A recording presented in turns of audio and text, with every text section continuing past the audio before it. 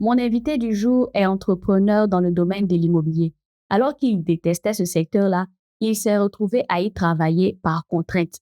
Alors aujourd'hui, on va recevoir Guy Roger. Il va nous parler du secteur de l'immobilier, de qu'est-ce qui marche, des pièges à éviter, comment faire pour pouvoir investir dans ce secteur-là et surtout quand on est jeune, qu'on n'a pas forcément envie d'investir, comment faire pour pouvoir se bâtir un patrimoine. Alors je suis Aneka Teye. Ici on parle d'entrepreneuriat, de motivation, de développement personnel. Bienvenue dans mon podcast Génération Repositionnée. Attachez vos ceintures, restez jusqu'à la fin parce qu'aujourd'hui, on va atterrir dans le domaine de l'immobilier et tous ceux qui avaient des idées reçues, ça ne marche pas, c'est pas un bon domaine, il y a trop de voleurs, aujourd'hui vous serez servis. On va pouvoir répondre à toutes vos questions et on va vous rassurer sur comment faire pour pouvoir bien investir dans ce secteur-là. C'est parti.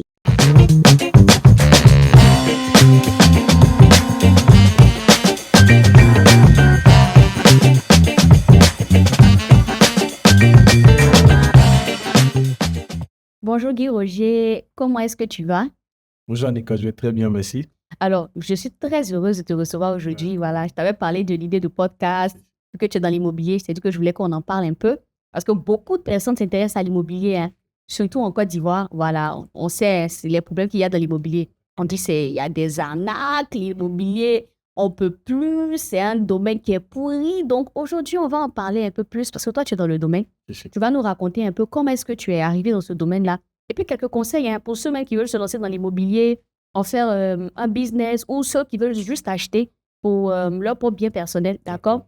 Donc, est-ce que tu peux te présenter un peu pour ceux qui ne te connaissent pas et tout ça? Merci Annika, moi c'est Guy Roger Delbé, je suis gérant d'une société immobilière, Emery's Immobilier.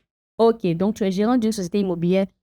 Comment est-ce que tu arrives à l'immobilier? Déjà, ton parcours. Est-ce que tu as toujours aimé l'immobilier? C'est un domaine qui t'a toujours attiré ou tu arrives là juste par un concours de circonstances? Bon, je dirais non, j'ai jamais été attiré par l'immobilier parce que déjà, on avait des mauvais témoignages au niveau des agents immobiliers. Tout le monde racontait que c'était des malhonnêtes, tout et tout, donc ce domaine-là, j'ai jamais aimé. Mais je suis entré là-bas, je dirais, pas dépit. Parce que d'abord, je possédais une boîte. À l'époque, je possédais une boîte au port. Voilà, j'étais magasinier. Magasinier, c'est gérer les stocks entrée et sortie. Voilà. Donc, j'étais magasinier, comme ça, je peux mon boulot. D'abord, bien avant, j'ai mon cousin qui me courait après. Guy Roger, est-ce que tu peux venir bosser avec moi? Je vais ouvrir ma boîte immobilière, tout ça, une société immobilière. Bon, je ne disais pas non, mais j'acceptais pas aussi, quoi. Voilà. Et comme ça, je peux mon boulot au port. Et après, je fais recours à lui pour lui dire, pas grand cousin, bon, je suis là, je suis libre maintenant, je suis prêt à bosser avec toi. Mais je n'aimais pas l'immobilier. D'accord. Donc, toi, on va dire que c'est un peu par contrainte que tu te retrouves dans l'immobilier. Voilà. Et c'est pour juste donner un message à tous ceux qui nous suivent, hein. Parfois, on a l'impression que quand on perd notre travail, c'est la fin du monde et tout ça. Mais non, voilà. Tu peux perdre ton travail juste parce que Dieu veut te donner plus. Voilà. Donc, parfois, c'est une bonne opportunité de pouvoir avancer et d'aller à un niveau supérieur. Donc, qu'est-ce qui se passe un peu au niveau de ton boulot? Qu'est-ce qui fait que tu perds ton boulot et que tu te retrouves sans boulot et tu es obligé d'aller dans l'immobilier? D'accord. La boîte, comme je dis, c'est on exploitait le noix de cajou. Le noix de cajou, quand ça vient, quand ça quitte, quand ça vient de la bourse, ça vient, il y a un poids que le noix de cajou a. Je dis n'importe quoi. Le noix de cajou peut avoir 100 tonnes. Quand il rentre dans le magasin, à l'emportage, il perd encore le poids parce que à force de sécher dans le magasin, il perd du poids. Et comme ça, il y a un poids qui est donné, qui doit pas être, on ne doit pas être en deçà de ce poids-là, lors de l'emportage. Et moi, on a eu ce problème-là, c'est-à-dire que le noix de cajou a baissé considérablement même ça, carrément baissé. Donc, on nous a dit que on n'avait pas bien géré le noix de cajou, donc on a été licencié. Je n'étais pas le seul même. Waouh, c'est tout un groupe, au fait, Tout un groupe. qui avait été licencié parce que le kilogramme avait été mal géré et tout Merci. ça. Donc, tu te retrouves maintenant dans une situation où financièrement, ça ne va Ça pas. va pas. Voilà. Est-ce que tu as essayé de chercher ou bien tu t'es dit, OK, il y a mon cousin qui me court Bon, depuis. j'aime pas chercher parce que j'ai pensé directement à lui parce que quand il m'avait contacté, ça avait pas, je pense que ça avait même pas duré. Et puis voilà, j'ai perdu mon boulot. Donc, comme je disais, je lui ai pas dit non que je voulais pas travailler avec lui, mais en même temps, quand j'ai perdu mon boulot, j'ai sauté sur Sur l'occasion. l'occasion, voilà. C'est ça. Donc, il te parle et puis quelque temps après, tu perds ton travail. Donc, tu te dis, OK, il y a mon cousin qui m'a approché. Pourquoi ne pas aller voir? D'accord. Et tu commences à travailler avec ton cousin. Qu'est-ce que tu découvres? Est-ce que tu commences à apprécier l'immobilier? Tu te rends compte qu'il y a beaucoup de fausses idées ou qu'est-ce qui se passe quand tu commences à travailler avec lui? D'accord. Je commence à travailler lui en 2019 dans sa boîte. Et sans te mentir, j'aimais toujours pas l'immobilier. Voilà, 2019, 2020, 2021. Mais qu'est-ce qui fait que tu n'aimes toujours pas? Merci. J'aimais pas parce que d'abord, je trouvais ça épuisant. Et puis, on a beaucoup de clients qui sont capricieux. Des clients qui viennent parce que moi, je ne suis pas habitué, je ne suis pas commercial. Voilà, donc je me dis, bon, quand tu vas avec un client, moi, je veux une maison, une grande maison au standing, je veux une maison qui a de la lumière, tout et tout. Et quand tu lui présentes la maison, le client a autre chose à dire. Donc, je trouvais c'est un peu agaçant. C'était trop Mais difficile. c'est Voilà. difficile de, voilà, toujours être là en train de convaincre. Donc, je n'aimais pas. Et c'est en 2022 qu'il y a eu un déclic. Voilà, j'ai commencé à suivre un mentor. Et il a commencé il a commencé à parler de l'immobilier et j'ai commencé à voir ça autrement. C'est ce qui a fait que j'ai commencé à aimer l'immobilier. D'accord. Donc, au début, tu n'aimes pas un peu l'immobilier. Et puis, à partir de 2022, tu commences à suivre quelqu'un. Ton mentor, c'est qui? Yann Amon. Ok, monsieur Yann Amon, qu'on salue d'ailleurs. Ok, donc tu commences à le suivre. Moi aussi, je le suis beaucoup. Hein. Il parle d'immobilier. Tu te rends compte que, l'immobilier, tu commences à apprécier la chose. C'est ça. D'accord. Quand tu commences à apprécier, pour toi, c'est quoi la fausse idée? Je dis, on a tous des fausses idées on a tous des idées malsaines ou bien des idées négatives dans l'immobilier, concernant l'immobilier, surtout ici en Côte d'Ivoire. On dit parfois c'est difficile, que tous les terrains sont pris, que c'est pas possible d'avoir des terrains. Pour toi, c'est quoi une vérité que tu as découvert quand tu es rentré dans ce secteur-là, mais que d'autres personnes, comment est-ce que je peux exprimer ça? Une fausse idée au cas que tout le monde a, mais qui n'est pas vrai. En fait, moi, ce que j'ai découvert, c'est que l'information ne passe pas normalement avec l'immobilier. On raconte beaucoup, mais la vraie information même, elle ne passe pas parce que c'est ce qui fait que souvent, il y a des gens qui ne veulent pas acheter des terrains parce qu'ils ne vont pas l'information, ils n'ont pas l'information en fait. Voilà. Donc pour moi, la fausse idée, c'est ça. Je ne sais pas si je réponds à ta question. Hein. Ok, en fait, c'est le manque d'information. Le manque d'information, merci. Tout le monde dit un peu ce qu'il veut sur les réseaux sociaux. On dit c'est comme ci, c'est comme ça, mais on ne va pas réellement à l'information. On ne va pas à la source. Oui, moi-même, c'est quelque chose que je reproche assez à certaines personnes. On veut se lancer dans des activités, mais on se fie ce que notre papa nous a dit, peut-être parce que... Sur les réseaux sociaux, un témoignage d'un ami, on ne va pas à la source. C'est-à-dire qu'il y a des structures et tactiques qui sont là pour tout ce qui est immobilier, le ministère de la Construction qui est là, tout ça. On ne va pas là-bas. On ne va pas prendre les informations. Voilà. On préfère se fier à d'autres choses et tout ça. Et finalement, ok, donc, quand est-ce que tu vends ton premier terrain ou quand est-ce que tu conclus ta première transaction immobilière? D'accord. La première transaction immobilière, c'était parce que d'abord, j'étais salarié avec mon cousin, comme je disais là, et cela, on fait une vente de maison. Voilà, il y a une société qui nous contacte, qui va acheter une maison. Donc, la première, c'était à Hongrie, voilà, la 7e tranche. Hongrie, 7e tranche, ils m'ont demandé, vraiment, j'ai duré là-dessus. Hein. Ils nous ont contactés, on a fait pratiquement 3 mois en train de chercher une bonne maison pour eux. Et quand on a eu, avec tout ce qui est paparazzi, tout ça, ça a duré 3 mois. Et c'est là que j'ai fait la première vente, la première transaction. Ok, et là, c'est quoi ton sentiment? J'étais heureux parce que c'était pas, pour moi, je me suis dit, est-ce que je pouvais quand même faire une vente étant dans l'immobilier? Voilà, c'est ce que je me disais. Je me disais, est-ce que c'est possible? Parce que d'abord, même au départ, quand je rentrais, c'était difficile pour moi de pouvoir faire tout ce qui était les locations, pardon. Comme je disais là, voilà, les clients, à chaque fois quand tu viens avec un bien, ils te décrivent son bien. Et quand tu viens avec le bien qu'il veut, il te dit non, il y a d'autres trucs qui manquent. Bon, là, moi, je me disais que je n'étais pas encore formé, sincèrement. Parce qu'il faut se former aussi pour être dans l'immobilier. Voilà. C'est un peu ça. Il faut apprendre, il faut se faire former. Voilà, il faut s'informer, tout ça. Voilà, donc, je n'étais pas formé, en fait, parce que je n'avais pas la tête. Je n'avais pas la tête, voilà, je ne voulais même pas être dans ce domaine. Moi, pour moi, j'ai fini mes diplômes. Je vais, comment on appelle ça, rentrer. Parce que quand j'ai arrêté au port, j'ai continué les études après. Voilà, pour moi, je vais finir les diplômes, puis j'ai passé mes concours parce que je voulais être commissaire de police. Voilà. Donc, moi, immobilier, bon, j'étais là-dedans comme ça, quoi. Mais c'est après que j'ai commencé à prendre goût. J'ai commencé à prendre goût en écoutant, comme je disais, mon mentor Yann Amon. Voilà, comment investir dans l'immobilier, tout ça. Donc, vraiment, j'ai pris goût à la chose et puis ouais, je me suis lancé. Et c'est ce qui a fait que j'ai même créé mon entreprise. D'accord. Donc, à quel moment tu décides de quitter, on va dire, ton cousin pour pouvoir créer ta propre entreprise? Parce que tu es avec lui, vous arrivez quand même à vendre des maisons. C'est bien ça. Voilà, donc au début, tu n'aimes pas, mais tu commences à apprécier la chose. À quel moment tu as le déclic, au fait, de dire que moi-même, j'ai envie de m'installer à mon propre compte et créer ma propre entreprise? Bon, depuis 2022, quand j'ai commencé à avoir l'amour de l'immobilier, depuis ce temps-là, j'ai voulu rendre ma démission et puis me lancer moi-même. Et tu sais, comme nous, on est des enfants de Dieu, on ne fait pas les choses sans consulter notre Père. Donc, je priais pour cela. Et c'est en 2024 que j'ai eu le retour. Je dirais même, ça a été bien pour moi parce que je n'étais pas formé du tout. Je me lancer tout seul. Voilà. Voilà, j'allais dire, vraiment, j'avais beaucoup de choses que j'allais rater. Donc, pour moi, passer tout ce temps-là jusqu'en 2024, c'était vraiment une formation pour moi. Étant dans l'entreprise, et c'est après, là, en 2024, en août 2024, que j'ai décidé de missionner et me lancer moi-même à mon propre compte. Ok. Donc, je veux vraiment noter quelque chose que tu as dit. Je pense que c'est bien dans ce domaine-là d'être honnête. Voilà, je pense que les gens veulent acheter des terrains, mais ils veulent avoir des relations avec des personnes honnêtes. Faudrait pas que, parce qu'il y a beaucoup de malhonnêtes quand même dans le domaine. Oui, oui. Tu aurais pu être avec ton cousin et puis derrière faire des magouilles et tout ça, mais tu es resté fidèle jusqu'à ce que toi-même tu prennes ton envol et tout ça, que tu crées ton entreprise. Quand tu crées ton entreprise, est-ce que facilement tu arrives à avoir des clients, ça décolle vite ou il y a des challenges? D'accord. Pour moi, je dirais, c'est facilement. Parce que déjà, j'étais déjà dans le domaine. Et tu as signifié quelque chose qui est vraiment important. Être honnête. Alors, quand je bossais avec mon cousin, c'était ça. C'était ça la base, en fait. Être honnête. Donc, les clients qui m'ont recommandé aux gens, ces mêmes clients sont revenus vers moi. Donc, facilement, j'ai commencé à avoir des gestions.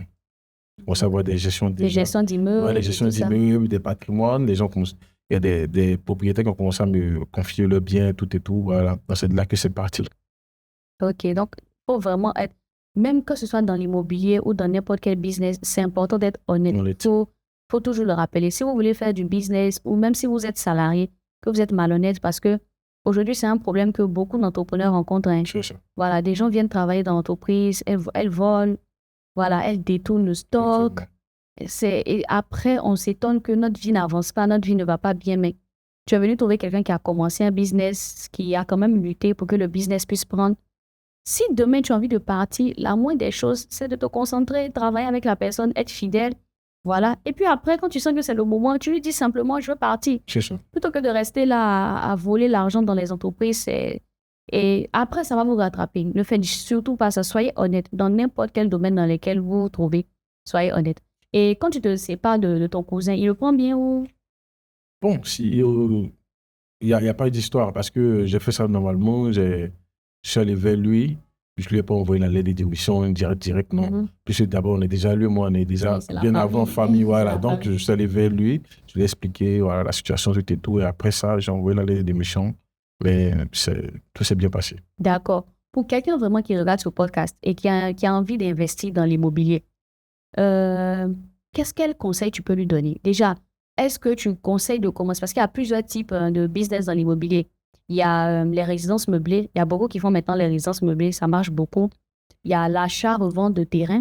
Donc, acheter un terrain, revendre le terrain. Il y a la gestion locative. Comme je viens de dire là, on gère des biens immobiliers. Je crois que c'est prendre les loyers, tout ça. C'est ça. Il y a aussi la construction de mini-cités, tout ça. Donc, pour un débutant qui souhaite se lancer dans l'immobilier, tu le conseilles d'aller sur quoi? Surtout quand il n'a pas, on va dire, de grands biens, de grands moyens. Il n'a pas, voilà. Qu'est-ce que tu le conseilles? Bon, pour un débutant, comme elle vient de citer tout à l'heure, il y a différents, il y a différents services voilà, au niveau de l'immobilier, c'est-à-dire qu'il y a la gestion locative, il y a les ventes de biens, tout ça. Donc, moi, ce que je conseillerais, c'est que la personne se lance dans la location. La location. La location, c'est mieux parce que, tu sais, en Côte d'Ivoire, on a un déficit de logement. 800 000 logements. Il y a beaucoup de personnes qui ne sont pas logées. Ok. On a un grave problème à ce niveau-là. Donc, moi, je conseillerais de se lancer dans la location. Ça dit construire un immeuble? Non, pas Comment construire. ça? Explique un peu. C'est-à-dire qu'il doit être un intermédiaire, faire de l'intermédiation. D'accord. L'intermédiation, c'est-à-dire, toi, tu es une cliente, moi, je suis le propriétaire. Voilà. Et tu recherches un bien. Donc, c'est lui maintenant qui se permettra de rechercher le bien pour toi.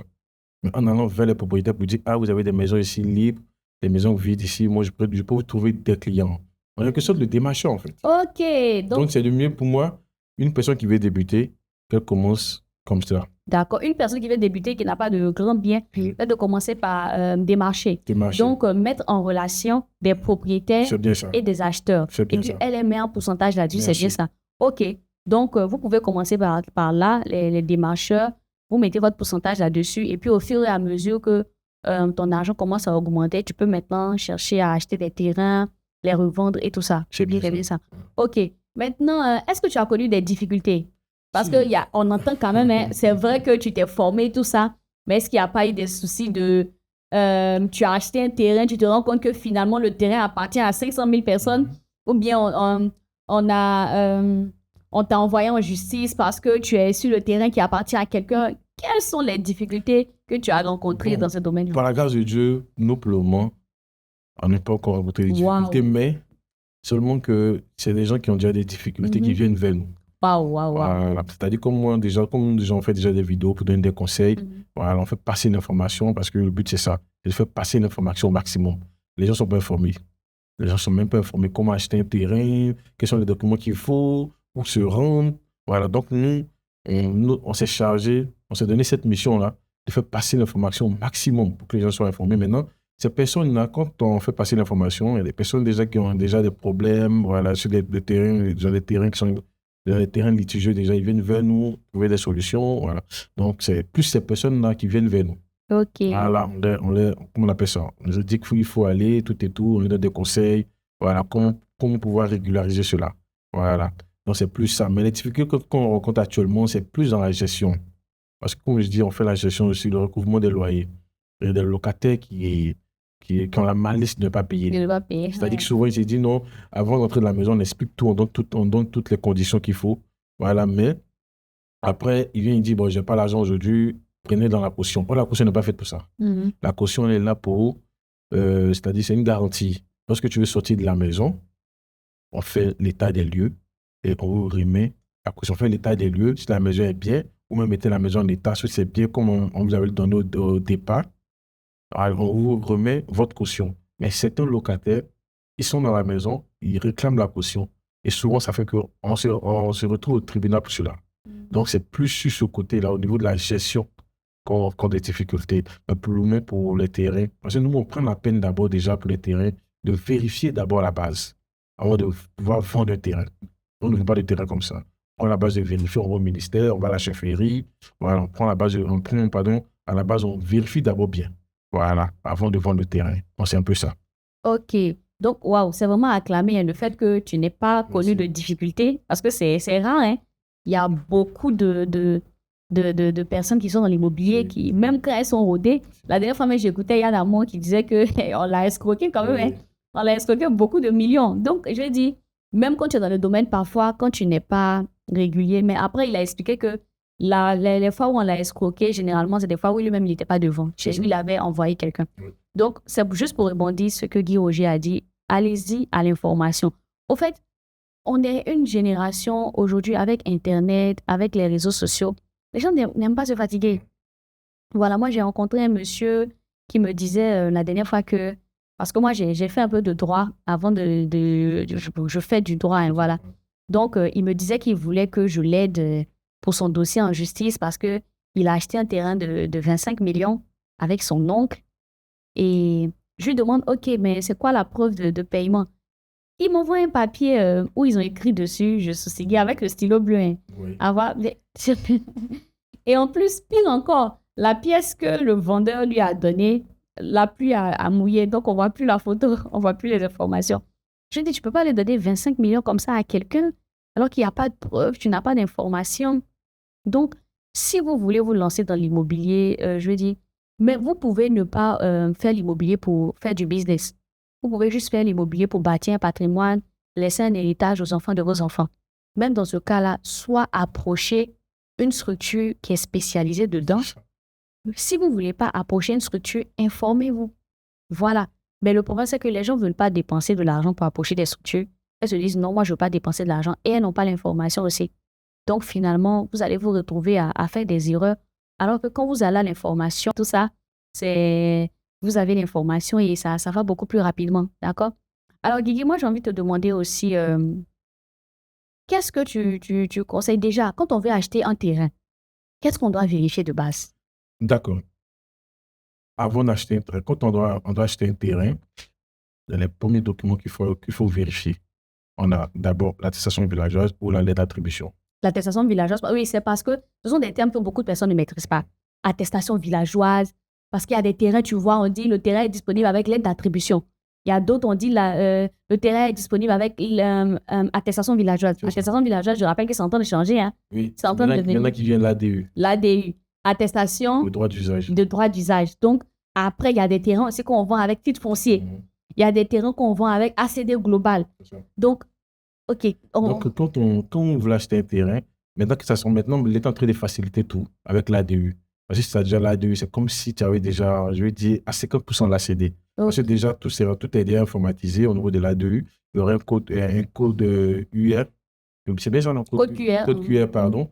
Voilà, où toutes les informations y seront. Donc, déjà, avec l'ADU, il est en train de faciliter. Mais, je vais dire, avant que l'ADU ne sorte, c'était de l'attestation villageoise et comment on appelle ça? La lettre d'attribution. Donc, quand vous voulez acheter un terrain, quand vous présentez ces documents, prenez la peine de prendre soit la photocopie du document et vous rendre à la chefferie où se trouve le terrain. Vous arrivez là-bas, il y a telle personne qui me vend ce terrain, est-ce qu'on peut vérifier? Il y a un guide villageois qui est là-bas. Et on vérifie dans le guide villageois si c'est vraiment lui le propriétaire. Mais celui qui va vous vendre là, son nom doit figurer. Okay. Et aussi son nom doit figurer aussi dans le guide villageois. Donc, partout, vous vérifiez si son nom est.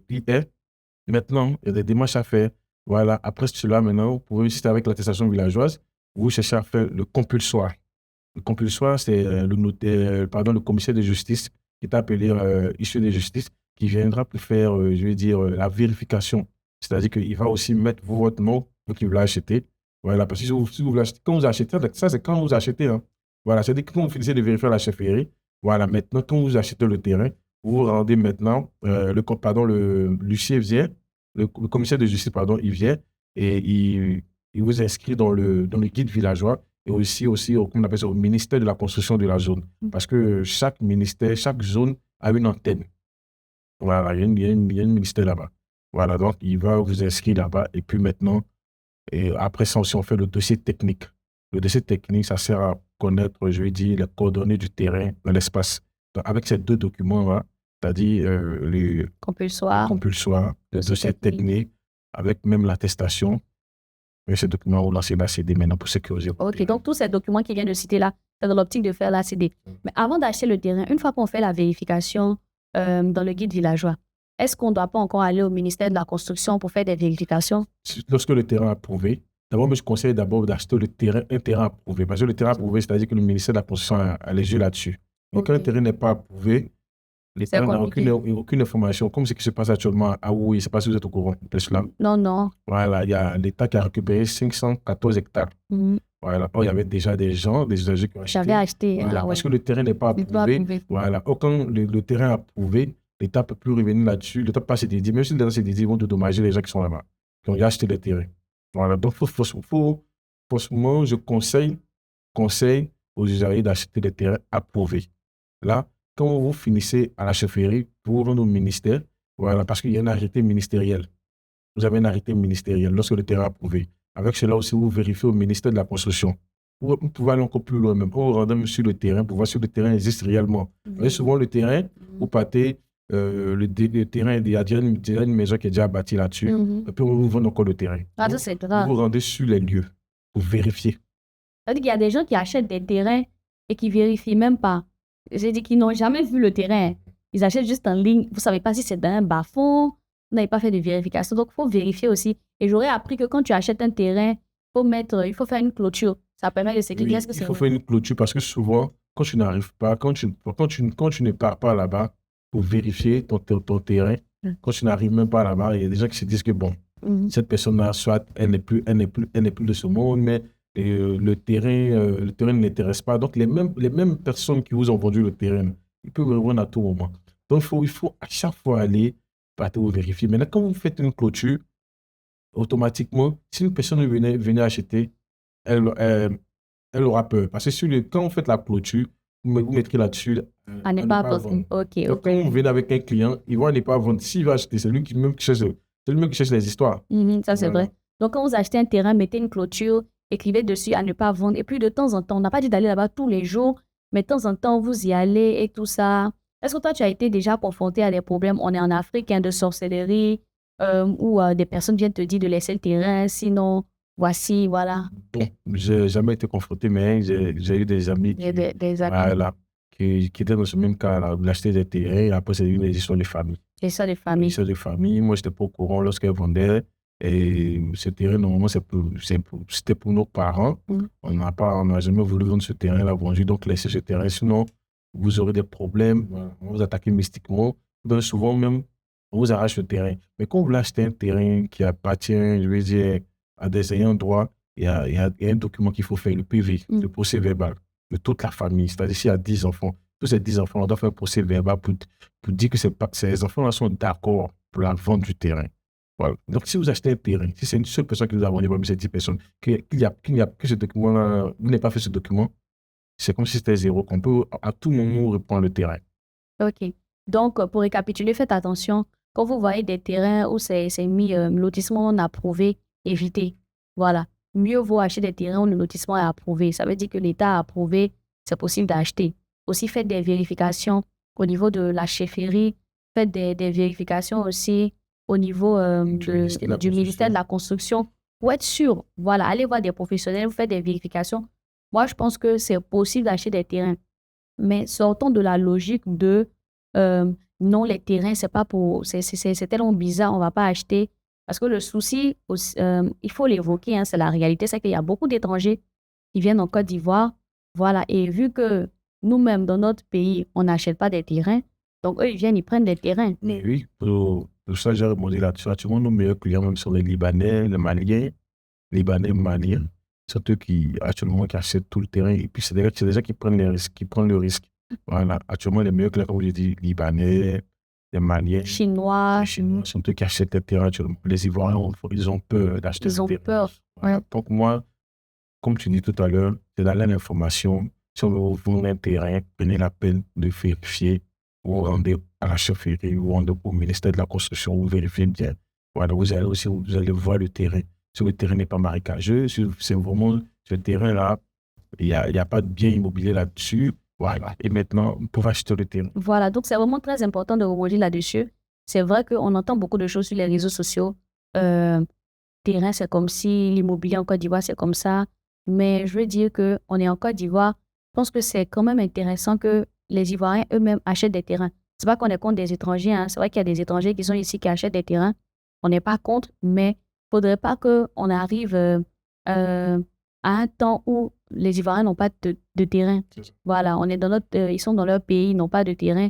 Et après, ça va vous créer vous-même des problèmes et ça va créer des problèmes à vos enfants. Parce que on ne peut pas se plaindre que non, on n'arrive pas à s'en sortir dans notre pays. Mais si vous n'achetez pas les terrains et que ce sont les étrangers qui les achètent, bah, vos enfants vont se retrouver. Quand vous aurez 90 ans, les enfants, ils arrivent. Ben, papa n'a rien laissé. C'est que des étrangers, des Maliens, des Libanais, des Chinois, des Français qui ont des terrains. Et forcément, donc, aller à l'information, voilà, c'est très important. Moi, je pense que toute personne doit avoir au moins une parcelle dans son pays. Voilà. Mais même si tu ne veux pas faire du business, c'est important de pouvoir laisser, quand tu laisses une parcelle, 2 parcelles, 3 parcelles, demain même quand tu n'es pas là, tes enfants peuvent l'utiliser pour construire, faire des choses, mais travailler comme ça juste et puis on n'investit pas dans l'immobilier. Et puis la terre ne trahit pas, hein, c'est ça. La terre ne trahit pas. C'est dur, elle prend la valeur. C'est ça. Les voitures, ok, c'est important aussi les voitures, mais ça perd de la valeur. Tout, mais la terre, ce qui est bien, c'est que plus le temps passe, plus ça augmente la valeur. C'est ça. Ok, Guy Roger. Donc, je voulais savoir, pour quelqu'un qui veut commencer à investir dans l'immobilier, qui va acheter des terrains, qui est convaincu vraiment, qui sent dans son cœur qu'il doit commencer quand même à acheter des terrains, tu nous conseillerais de prendre des terrains directement avec ACD ou avec attestation villageoise ou bien ADU? Et dans quelle zone? Est-ce qu'il y a des zones actuellement qui sont propices où c'est encore possible d'avoir des terrains? C'est-à-dire, ça a commencé à partir, mais c'est encore possible d'avoir des terrains. Quelle zone tu peux nous... D'accord, d'abord, je dirais pour les documents, pour une personne qui va acheter le terrain, le premier document qui est conseillé, c'est l'ACD. OK. L'ACD, ça te donne la pleine propriété. Voilà. Quand tu achètes, tu fais ta mutation, il n'y a pas de problème. Maintenant, si une personne va acheter, comme on propose un document attestation villageoise, tu dois d'abord chercher à savoir si le terrain est approuvé. C'est la première condition. Si le terrain est approuvé. Mais si le terrain n'est pas approuvé, vous achetez le terrain. Demain, vous pouvez faire, on peut récupérer, vous arracher votre terrain après parce que le terrain n'est pas approuvé, comme ce qui s'est passé à l'épée. Quand le terrain est approuvé, il n'y a pas d'histoire, c'est-à-dire que directement, quand vous achetez votre terrain, vous pouvez lancer l'ACD pour sécuriser votre terrain. Comme j'ai parlé compulsoire tout à l'heure de ces techniques, ça vous permet de sécuriser votre terrain. Mais si ce n'est pas approuvé, vous ne pourrez pas faire tout cela. Donc, d'abord, l'ACD avec attestation villageoise, mais il faudra d'abord que le terrain soit approuvé. Maintenant, quand l'ADE viendra, on ne parlera plus d'attestation villageoise. C'est pas encore rentré en vigueur. C'est bon, ok. Donc là, on a encore le temps. Le ministère de la Constitution continue de prendre les attestations villageoises, mais les attestations villageoises qui datent de avant 2024, je pense. Ouais, décembre 2024. Tout ce qui est attestation villageoise 2025, c'est pas la peine. Le ministère ne prend pas son compte. Parce qu'ils avaient déjà fait sortir un communiqué pour dire toutes les personnes voulant acheter des terrains qui ont pour titre de propriété attestation villageoise, il faudrait que la date soit avant 2025. Donc, si tu vas acheter un terrain qui a pour document attestation villageoise, titre de propriété attestation villageoise, qu'il y a 2025 là-dessus, il faut laisser tomber. Ok. Donc, pour le moment, comme l'ADE n'est pas encore rentré en vigueur, si tu vas acheter un terrain, je reviens là-dessus, l'attestation villageoise d'abord. Non, pardon, l'ACD d'abord. Maintenant, l'attestation villageoise, regarde d'abord si le terrain est approuvé ou pas. Si ce n'est pas approuvé, ce n'est pas la peine. Maintenant, si tu prends le risque d'acheter le terrain, c'est toi qui vois. Ok. Maintenant, pour les zones.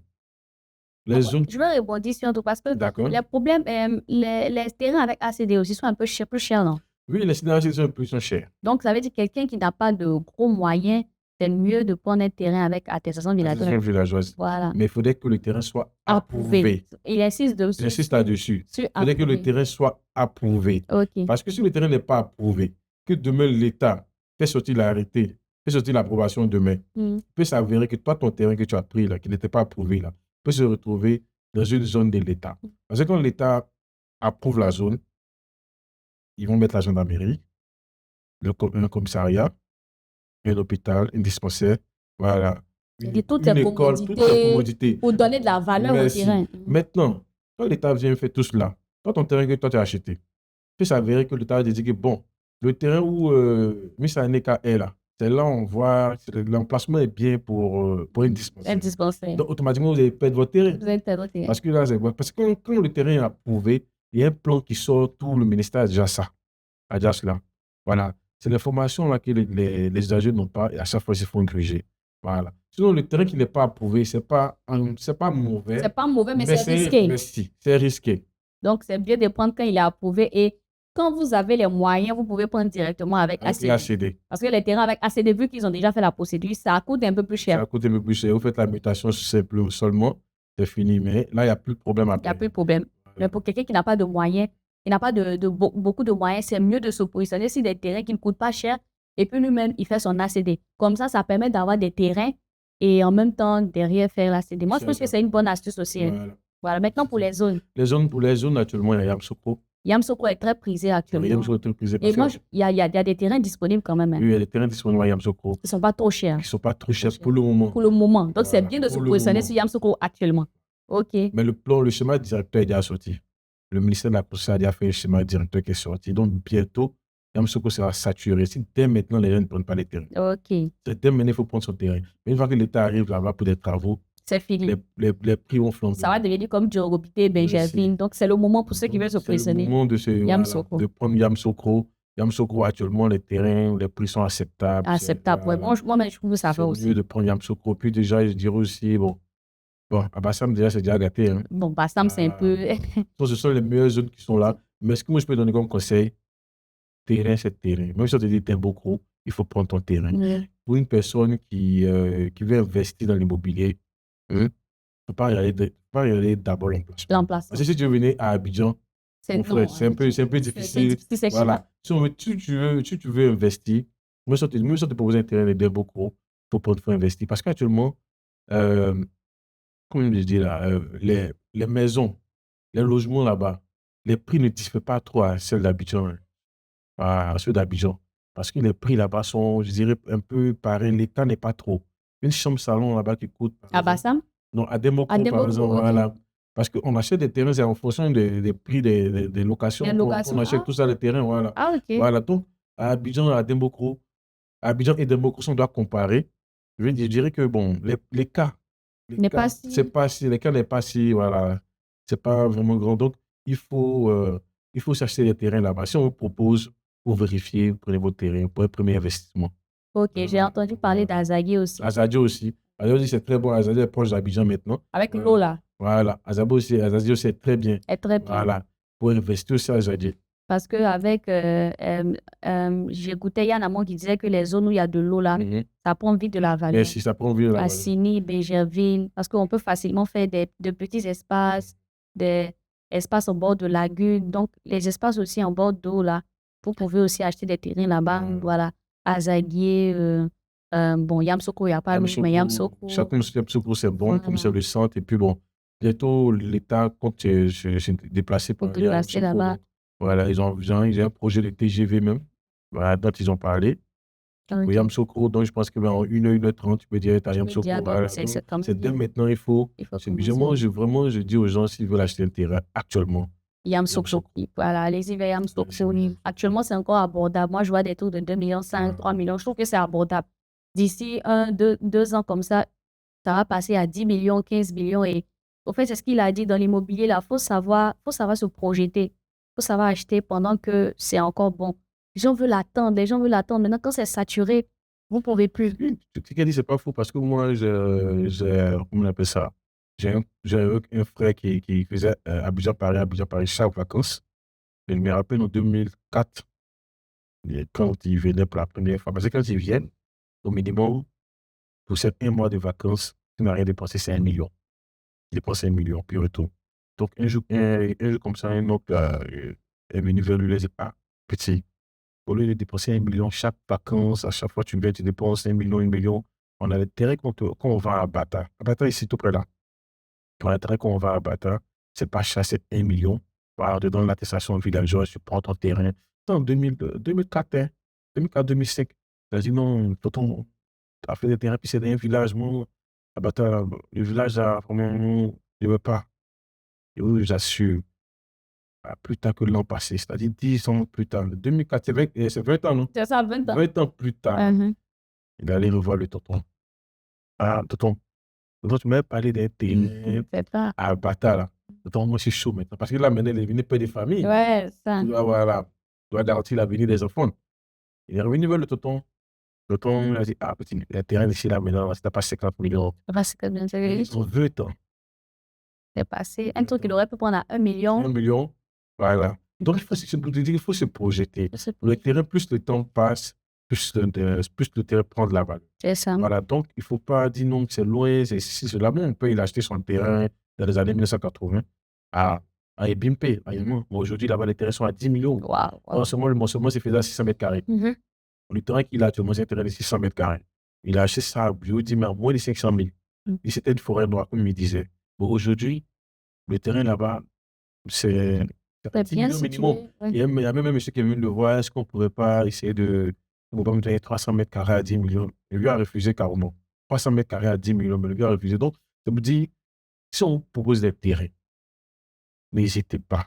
Vous vérifiez, vous prenez la peine de vérifier, comme on vient de dire tout à l'heure, vous vérifiez tout, s'il n'y a pas de litige là-dessus. Mais prenez sur le terrain 500, vous prenez, voilà, et puis, vous verrez que dans 10 ans, Ouais, et surtout ceux qui sont de la diaspora, l'État a lancé dernièrement là, un appel pour demander aux gens qui sont à l'étranger de venir aider. Voilà, donc ceux qui sont à l'étranger, c'est vrai que vous êtes allés dans d'autres pays pour étudier. Mais c'est vrai ce que tu dis. Il y a des gens qui viennent ici en vacances, les benguis, comme on les appelle, dépensent 2 millions, 3 millions, 5 millions. Tu n'as même pas de terrain. Non seulement le pays dans lequel tu as immigré, tu n'as pas de parcelle là-bas. Ton pays, tu n'as pas de parcelle. Mais écoute, demain, si tu as 50 ans, tu fais comment? Si là-bas, tu n'arrives plus à travailler. Alors que maintenant, si tu commences à investir, que tu as déjà 10 terrains, 15 terrains, tu peux facilement te reconvertir et puis commencer à vendre ça. Si tu as 10 terrains qui valent 10 millions d'ici 10 ans, ça fait déjà 100 millions. Donc, c'est comme ça qu'on investit. Donc, vraiment, faut investir. on veut vraiment faire ce podcast-là pour inciter surtout la jeunesse. Voilà, la jeunesse, on travaille. Moi, je pense qu'on peut se permettre, même quand tu travailles, tu économises quelque chose chaque fin de mois. Yann Amon parlait, il disait que lui, il se donnait un objectif chaque fin d'année. Oui. Il se disait que cette année, je vais investir 500 000 francs dans un terrain. Cette année, je vais J'ai investir, vu cette vidéo-là. voilà, 1 million dans un terrain. Donc, si tu sais que tu peux te permettre de mettre 50 000 francs par mois, au bout de décembre, on est à peu près à 600 000 francs, je crois. Et les 600 000 là, tu peux acheter un terrain quelque part à l'intérieur. C'est pour un début. 600 000 francs. L'année prochaine, tu peux dire, OK, je vais mettre 1 million dans l'achat. 1 million, tu te rapproches un peu plus d'Abidjan, tu prends un truc. Après, 2 millions. C'est comme ça que 10 ans après, tu as 10 terrains, tu as 5 terrains.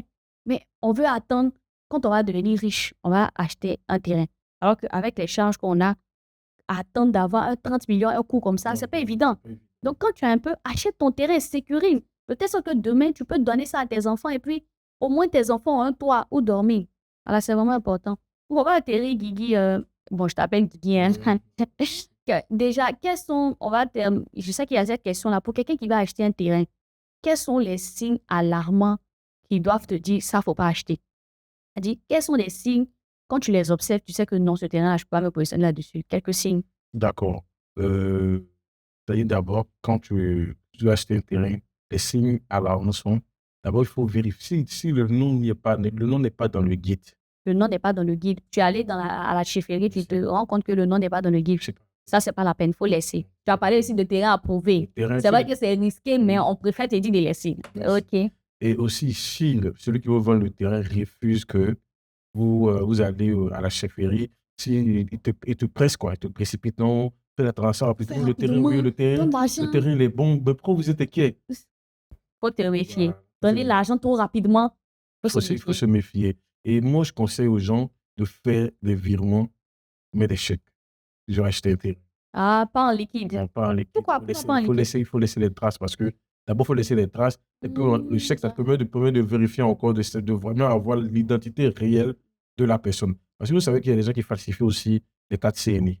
Récemment, comme ça, j'ai vu une vidéo où un monsieur s'est fait arnaquer et ils ont falsifié la carte CNI. Wow. C'était pas l'original. Donc, il faut demander le chèque. Il faut faire un chèque ou un virement. Le virement, ça vous donnera l'identité. Forcément, quand vous avez fait le virement, vous aurez toutes les traces après, s'il y a quelque chose qui ne va pas, voilà, vous pouvez après l'attraper. Mais quand c'est comme ça, quand c'est liquide direct. Ah ouais, ça, je ne savais pas. Hein. Voilà, donc c'est mieux de faire des virements ou c'est mieux de faire des chèques. Là, au moins, si vous avez l'identité réelle de la personne. Mais si ce n'est pas son nom qu'il a mis, mais c'est lui qui va, comme on appelle ça, encaisser le chèque, vous pouvez aller vers lui direct après s'il y a des soucis. Donc, et devant le notaire aussi? Devant un notaire, merci. Devant un notaire. Devant un notaire et peut-être chercher toi-même ton notaire. Ne pas le faire chez. Chercher toi-même ton notaire, mais ne pas prendre lui son notaire. Lui son notaire. C'est-à-dire quand vous voulez acheter un terrain avec quelqu'un qui vous dit qu'il va vous envoyer chez son notaire, bon, son notaire peut être de mèche avec vous. Donc, c'est mieux vous-même, vous trouvez un notaire. Les notaires, il y en a tellement, il y a beaucoup de cabinets. Vous trouvez un, vous discutez avec lui, vous envoyez la personne, vous signez ça devant. C'est ça.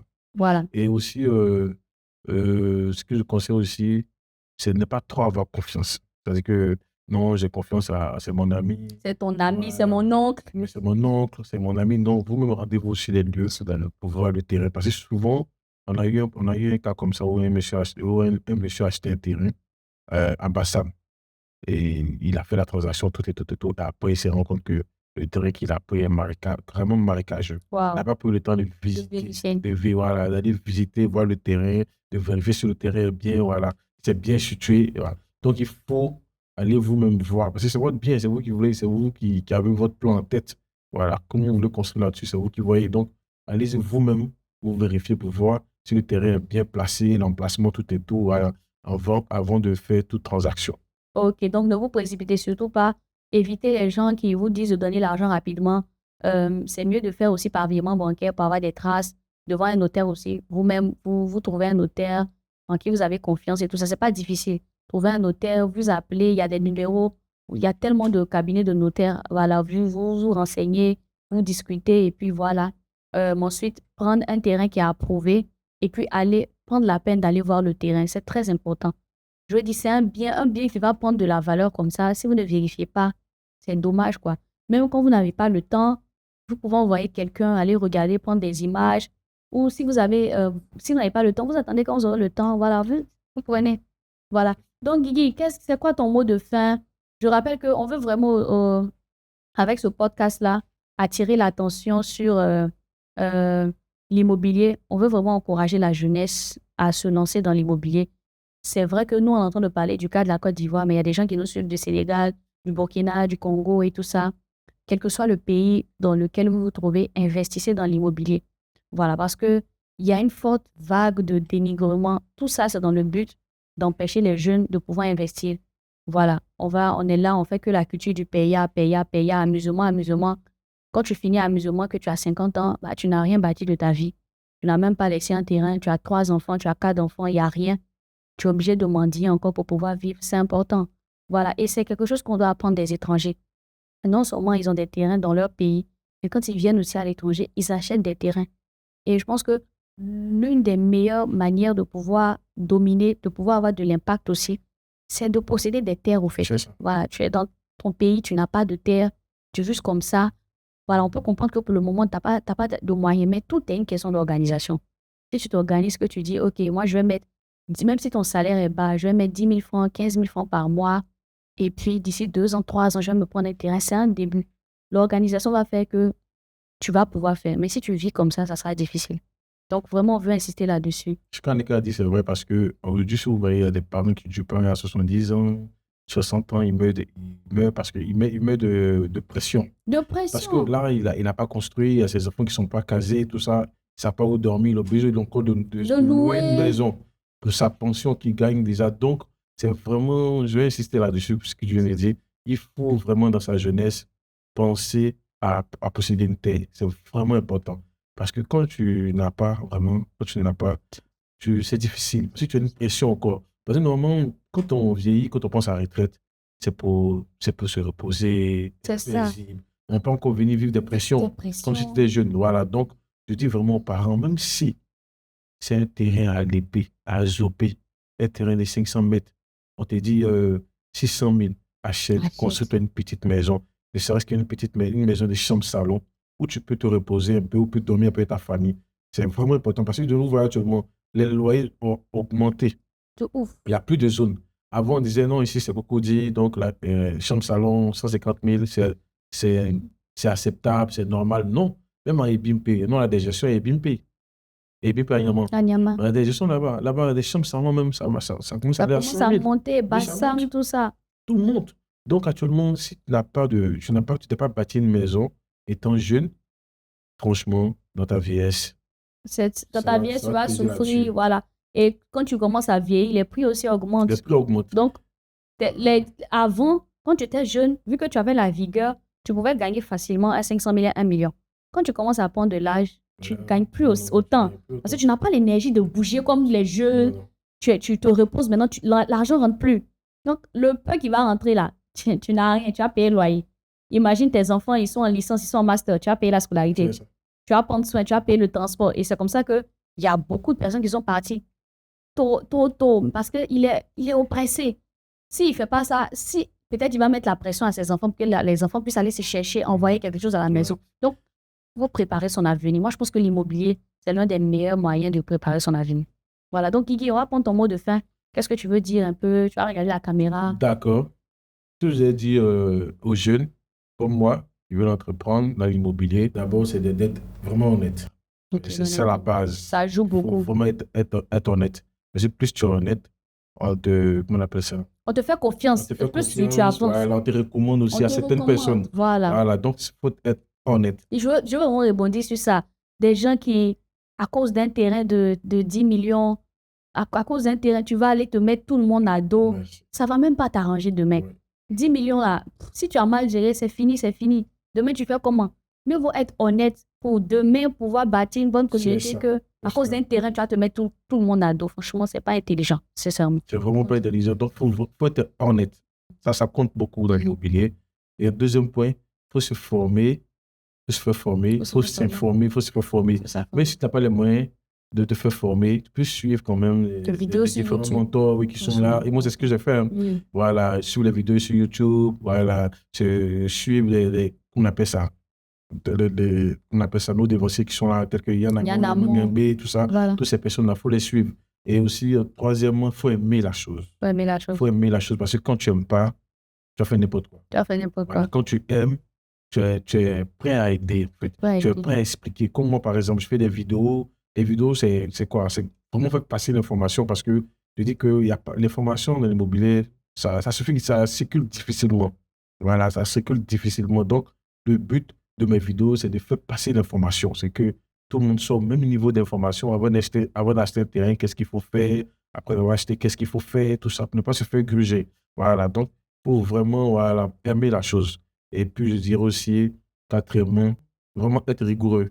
Voilà, il faut vraiment être rigoureux parce qu'il y a des gens qui vont te confier le patrimoine, voilà. Et il y a beaucoup d'argent à gérer, tout ça. Oui, il y a beaucoup d'argent. Voilà, si tu n'es pas rigoureux, vraiment, tu vas te mettre tout le monde à dos, quoi. Donc, il faut être rigoureux, puis voilà, être sérieux, comme j'ai dit.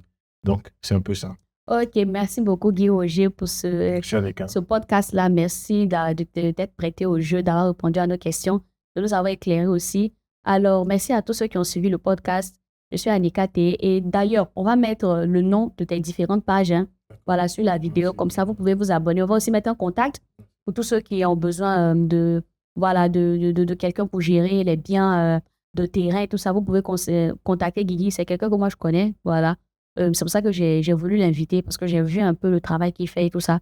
Donc, si vous avez besoin de quelqu'un, vous pouvez lui écrire. Voilà. Je pense qu'il se fera un plaisir de vous aider. Donc, merci à tous d'avoir suivi ce podcast-là. On est dans le podcast Génération Repositionnée. Je suis Anika T. Et ici, on parle de développement personnel, motivation, d'entrepreneuriat, de tout ce qui va t'aider à devenir la meilleure version de toi-même. Donc, si ce sont des sujets qui t'intéressent, si tu veux encore pouvoir visualiser les autres podcasts, on a déjà fait sortir un podcast et ça, c'est le deuxième. Donc, on va encore faire sortir beaucoup. N'hésite surtout pas à t'abonner, à liker, à laisser un commentaire. Voilà, qu'est-ce que tu en penses, ton expérience dans l'immobilier. Je me ferai un plaisir de répondre. Et surtout, active la cloche de notification pour ne pas rater mes autres vidéos. Donc, on se dit à la prochaine. Bisous, bisous.